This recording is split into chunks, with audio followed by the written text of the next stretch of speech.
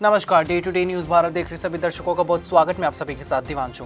आज की सबसे बड़ी और सबसे तेजी से बदलती खबर पश्चिम बंगाल से सामने आ रही है, जहां मतगणना की शुरुआती रुझानों ने पूरे राज्य की राजनीति को एक बार फिर से उथल पुथल में डाल दिया है। जैसे जैसे ईवीएम की गिनती आगे बढ़ रही है, वैसे वैसे तस्वीर हर राउंड के बाद बदलती हुई जा रही है और कई सीटों पर मुकाबला इतना करीबी हो जाता नजर आ रहा है कि हर वोट अब निर्णायक साबित होती दिख रही है।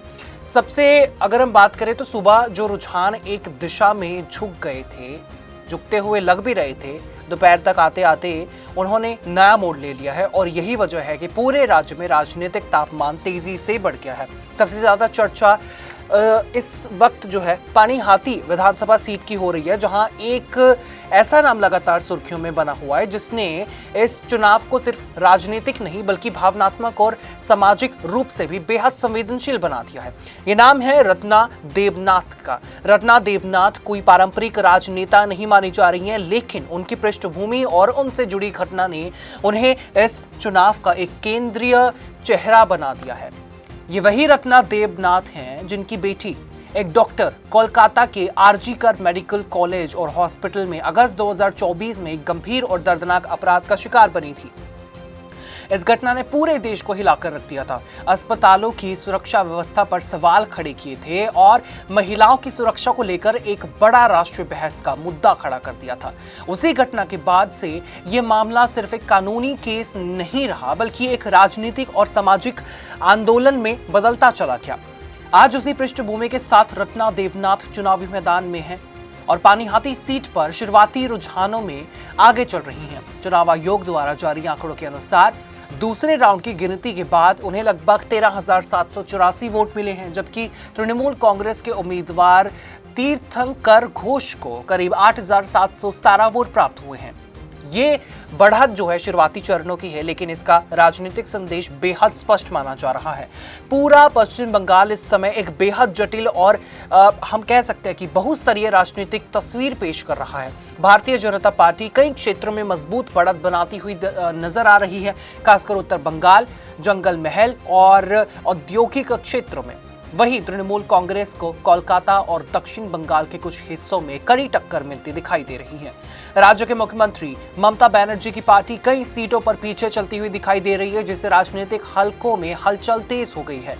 शुरुआती रुझान में यह भी संकेत मिल रहा है कि मुकाबला है अब एक तरफा नहीं रह गया है, बल्कि ये एक बेहद करीबी और कड़ा चुनाव बनता हुआ नजर आ रहा है और बन भी चुका है। अब ये चुनाव सिर्फ सत्ता की लड़ाई नहीं रही है, बल्कि ये एक जनमत संग्रह बन गया है।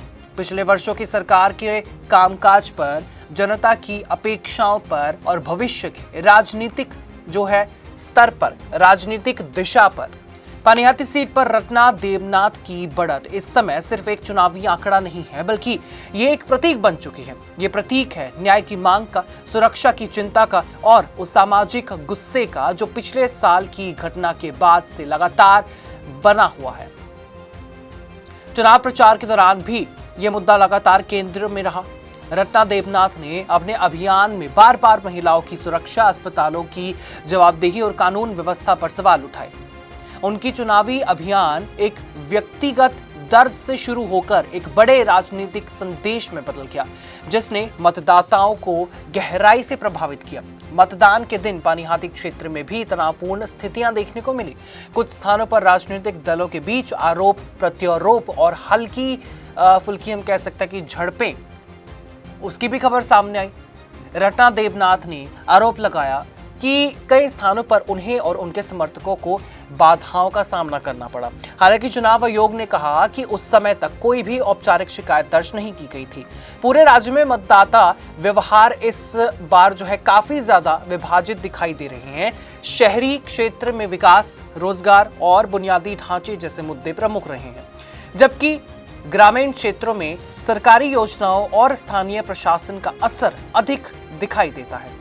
इस विभाजन ने चुनाव को और भी ज्यादा जटिल बना दिया है, क्योंकि हर क्षेत्र की अपनी अलग राजनीतिक कहानी बन रही है। कहीं सरकार के कामकाज को समर्थन मिल रहा है, तो कहीं बदलाव की मांग तेज होती हुई साफ तौर पर दिखाई दे रही है। भारतीय जनता पार्टी की स्थिति कई क्षेत्रों में मजबूत दिखाई दे रही है। शुरुआती रुझानों में पार्टी ने कई महत्वपूर्ण सीटों पर बढ़त बनाई है। हालांकि ये बढ़त स्थिर नहीं और कई जगहों पर अंतर बेहद कम है, जिसमें मुकाबला अभी भी जो है काफी ज्यादा खुलकर सामने आ रहा है। दूसरी तरफ तृणमूल कांग्रेस अपनी पारंपरिक पकड़ को बनाए रखने की कोशिश कर रही है, लेकिन बदलते रुझान ये संकेत दे रहे हैं कि इस बार मुकाबला पहले की तुलना में कहीं ज्यादा अधिक कठिन है। राजनीतिक विशेषज्ञों का मानना है कि ये चुनाव कई स्तरों पर निर्णायक साबित हो सकता है। ये सिर्फ एक सरकार बदलने या फिर बने रहने का मामला नहीं है, बल्कि ये इस बात का भी संकेत है कि मतदाता अब किस तरह की रणनीति का इस्तेमाल करते हैं, किस तरह की राजनीति को भी प्राथमिकता दे रहे हैं, स्थिरता या फिर बदलाव। आपको बता दें कि भवानीपुर सीट से जो है ममता बनर्जी की बढ़त को लेकर भी लगातार नजर बनी हुई है। यह सीट राजनीतिक रूप से बेहद महत्वपूर्ण मानी जाती है और अक्सर राज्य की राजनीति दिशा का संकेत देती है। हालांकि यहां भी रुझानों में उतार चढ़ाव देखने को मिल रहा है, जिससे ये साफ है कि कोई भी निष्कर्ष अभी अंतिम नहीं माना जा सकता है। मतगणना केंद्रों के बाहर माहौल बेहद तनावपूर्ण और उत्साहित दोनों तरह का दिखाई दे रहा है। समर्थक लगातार अपने अपने उम्मीदवारों के पक्ष में नारेबाजी कर रहे हैं और हर एक नए राउंड के साथ माहौल बढ़ता हुआ नजर आ रहा है। हर चुनाव इसलिए भी जो है आपको बता दें कि ऐतिहासिक माना जाता है, क्योंकि इनमें कोई भी सामाजिक और भावनात्मक मुद्दे भी सीधे तौर पर जुड़े होते हैं।